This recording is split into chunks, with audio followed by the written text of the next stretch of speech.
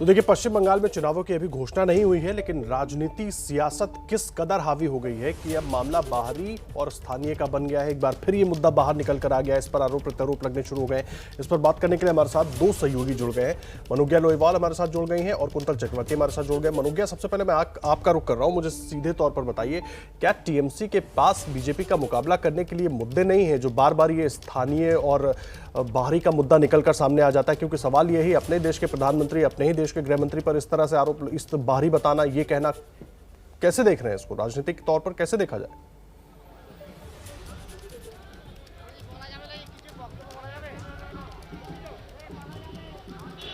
देखिए, यही सवाल उठ रहा है सीधा बीजेपी पर भी कि क्या उनके पास मुद्दे नहीं हैं, कि बार बार इस तरह के मुद्दों से, कभी बाहरी का मुद्दा जो तृणमूल कांग्रेस ने उठाया उसका जवाब देने की बात हो, या फिर बाकी सारे सवाल जो उठाए जा रहे हैं। लेकिन अभी तक जिस तरह से बीजेपी और टीएमसी हर बार एक नया मुद्दा उठा ले रही है, जैसे टीएमसी से मदन मित्रा ने कह दिया कि खेला होवे, तो वहीं दूसरी ओर अभी हाल ही में बीजेपी के इस सवाल उठाने पर कि मुख्यमंत्री ममता बनर्जी के परिवार पर अगर आरोप लग रहे हैं, तो ये बड़े सवाल है। मैं इस समय हुगली में हूँ और आप देख सकते हैं कि जिस तरह से भीड़ उमड़ रही है प्रधानमंत्री नरेंद्र मोदी की रैली के लिए, ये वो भीड़ है जो आसपास के इलाकों से आ रही है, और न सिर्फ ढोल नगाड़े के साथ, लेकिन अब ये भी बताया जा रहा है कि वार और पलटवार की राजनीति में आज अगर यहाँ पर प्रधानमंत्री नरेंद्र मोदी रैली करेंगे तो 24 तारीख को मुख्यमंत्री ममता बनर्जी इसी ग्राउंड में रैली करेंगी। अहम जानकारी आप दे रही हैं और तस्वीरें भी हम पीछे के अपने दर्शकों को दिखा रहे थे। मनोज्ञा, आप रहे हैं हमारे साथ, कुंतल भी जुड़े हुए। कुंतल, बार बार एक ही मुद्दा, बाहरी स्थानीय। सवाल ये है कि अभी तो चुनाव की घोषणा भी नहीं हुई है, सियासत इतनी तेज हो गई है अब। जी बिल्कुल, इसमें शायद तृणमूल कांग्रेस को कुछ फायदा भी जरूर मिल रही है, क्योंकि देखिए इससे पहले बंगाल का भी पोलराइज्ड राजनीति नहीं देखा था। 2011 तक बंगाल की जो राजनीति आप अगर देखें, वहाँ ज़्यादातर जो मुद्दे होते थे वो मजदूर, किसान, एजुकेशन, इस तरह के मुद्दे सामने आता था, जॉब्स, एम्प्लॉयमेंट। लेकिन 2011 के बाद से ये ध्रुवीकरण धीरे धीरे सामने आने लगा, लेकिन उसका फ़ायदा ज़्यादा से ज़्यादा मिली थी बीजेपी को। लेकिन तृणमूल ये नई ध्रुवीकरण करके फ़ायदा लेने की कोशिश कर रहे हैं। तो ये चुनावी स्ट्रैटेजी है, राजनीतिक स्ट्रैटेजी है तृणमूल कांग्रेस की। आप जीतने के लिए, इस बार चुनाव जीतने के लिए शायद वो इस स्ट्रैटेजी काम आ जाए, तृणमूल कांग्रेस को ऐसा ही लग रहा है। तो ये जो नई ध्रुवीकरण वाली राजनीति है, इसके फायदा लेने के लिए ये रणनीति तृणमूल कांग्रेस ने बनाई है। ये इसका फायदा मिलेगा कि नहीं, तो ये तो आने वाले चुनाव के जो नतीजे है उसमें पता चलेगा। जी, आप रहे हमारे साथ, कुंतल आप भी रहे, मनोज्ञा लोईवाल भी हमारे साथ जुड़ी हुई है। हमारे दोनों सहयोगी मौजूद हैं लगातार हमारे साथ। देखिए, इस बीच बीजेपी ने अभिषेक बनर्जी की पत्नी रुजिरा की नागरिकता को लेकर अब सवाल उठा दिया है। बीजेपी सांसद अर्जुन सिंह का कहना है कि जब रुजिरा बनर्जी के पास थाईलैंड का पासपोर्ट है, तो फिर सरकारी वेबसाइट में उनकी नागरिकता भारतीय क्यों बताई गई है। अर्जुन सिंह ने वो वीडियो भी ट्वीट किया है जिसमें अभिषेक बनर्जी अपनी पत्नी के थाई नागरिक होने की पुष्टि कर रहे हैं।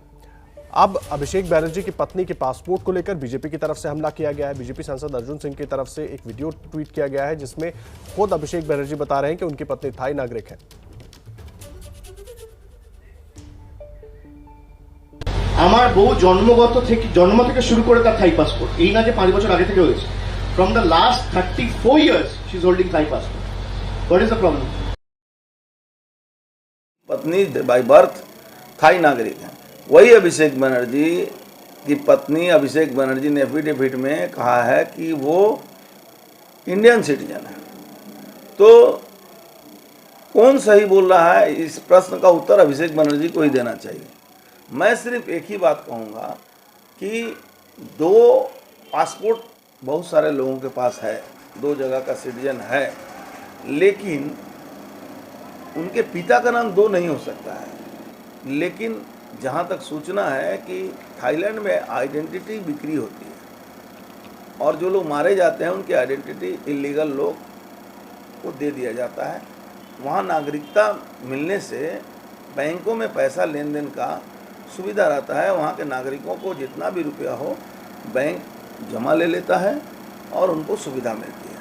तो कहीं ना कहीं एजेंसी को इस बारे में भी ध्यान देना चाहिए, इस पर इंक्वायरी करनी चाहिए।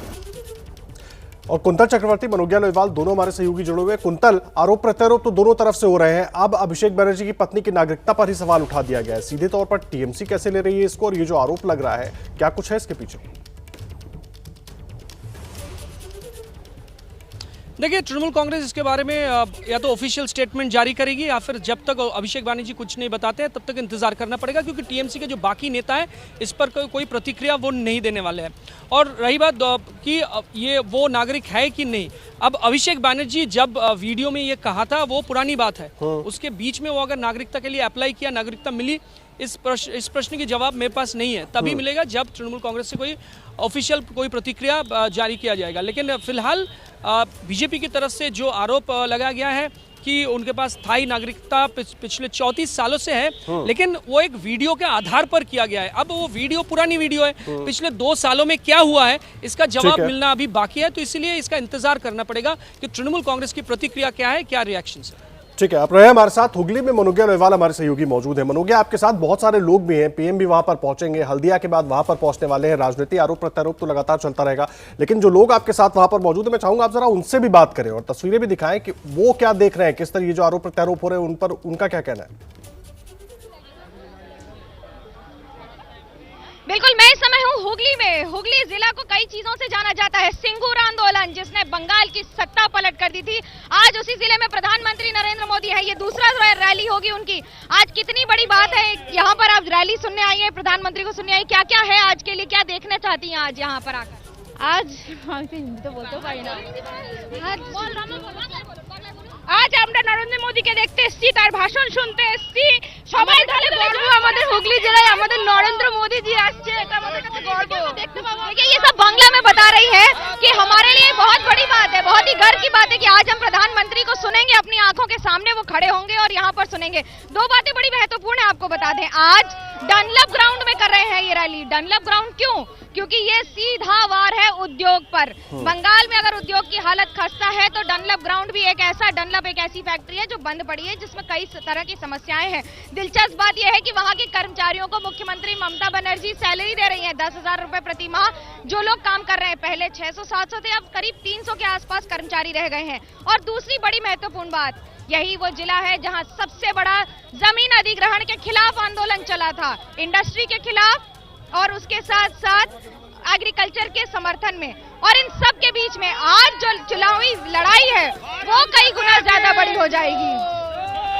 तमाम लोग मौजूद है मनोज्ञा। एक बार जो स्थानीय मुद्दे हैं, बार बार जिन मुद्दों की बात हो रही है, बीजेपी टीएमसी एक दूसरे पर जो आरोप प्रत्यारोप कर रही है, ये तो आप ग्राउंड जीरो पर मौजूद हैं। ये जो कार्यकर्ता है, चाहे बीजेपी की हो, ये कैसे देख रहे हैं इन मुद्दों को? वो चाहे पासपोर्ट का मुद्दा हो, चाहे कोल स्कैम को लेकर जो आरोप प्रत्यारोप हो रहे हैं, चाहे बाहरी स्थानीय की बात हो रही है, इस पर जरा आप बात करें उन लोगों से एक बार।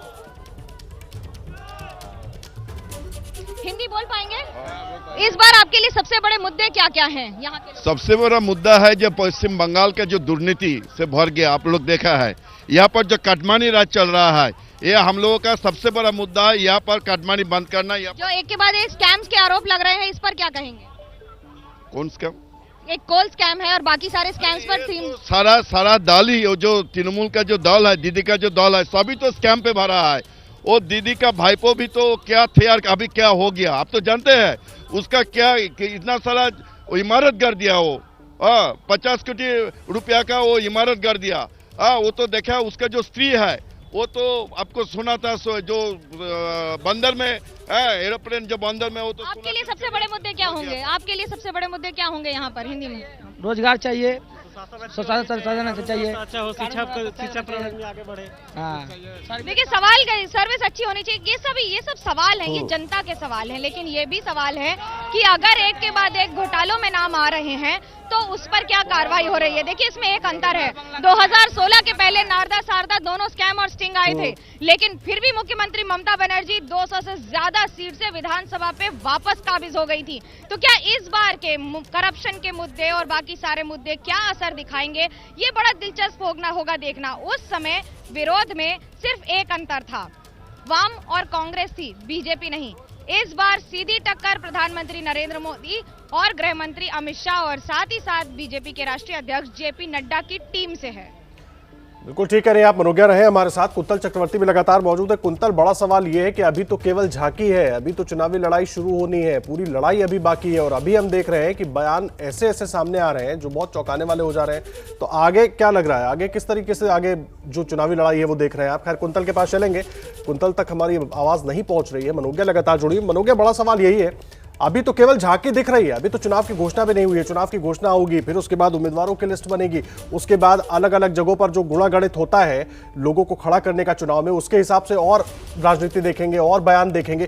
किस तरफ देख रही है बंगाल के इस चुनाव को आप जाते हुए? लगातार आप कवर करती रही है बंगाल की राजनीति को। देखिए 2 दशक हो गए हैं, लेकिन अगर मैं ये कहूं कि बंगाल की जनता चुपचाप फूले छाप में विश्वास रखती है, कौन से फूल पे छाप देगी ये नहीं बताती है। और ये बड़ी दिलचस्प बात होती है, आपको बोलेंगे कुछ बात कुछ करेंगे, सजग जनता होगी, आपको बताती रहेगी कि ये मुद्दा है, ये ऐसी बातें होनी चाहिए, वैसा होना चाहिए। ये बड़ा अंतर है, क्योंकि अगर राज्य सरकार के खिलाफ अगर किसी रैली में इतने हजारों की संख्या के लोग आ रहे हैं, ये बड़ा मुद्दा है, क्योंकि राजनीतिक हिंसा हर रैली के बाद होती है। हर रैली के बाद विरोधी पक्ष की पिछले चुनाव में भी अगर वाम और कांग्रेस की रैली कोई अटेंड करता था या उसके बाद शिरकत करके घर लौटा था तो उसे पीटा जाता था। 2 साल पहले तक, अभी भी हाल ही में जिस तरह से चुनावी हिंसा हो रही है, वो राजनीतिक रंजिश सिर्फ रक्त रंजित चरित्र आज का नहीं है, दशकों का है बंगाल में। पहले सोशल मीडिया इतना नहीं था और बातें इतनी नहीं चलती थी, लेकिन अब तस्वीर बदल गई है। अब सड़कों पर सैकड़ों गाड़ियां हैं, उतनी ही भीड़ है, और प्रधानमंत्री नरेंद्र मोदी आ रहे हैं तो परमिशन भी दी जा रही है। याद रखिए 2019 का लोकसभा चुनाव, जहां परमिशन नहीं दी जा रही थी तत्कालीन राष्ट्रीय अध्यक्ष गृह मंत्री जो है अब अमित शाह को, और उसके बाद एक, यहां तक कि मुख्यमंत्री योगी आदित्यनाथ की चौपर को उतरने की परमिशन नहीं दी गई थी।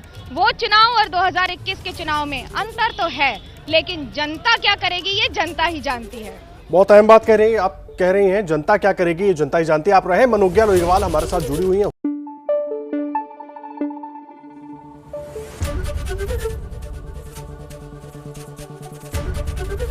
एबीपी न्यूज आपको रखे आगे।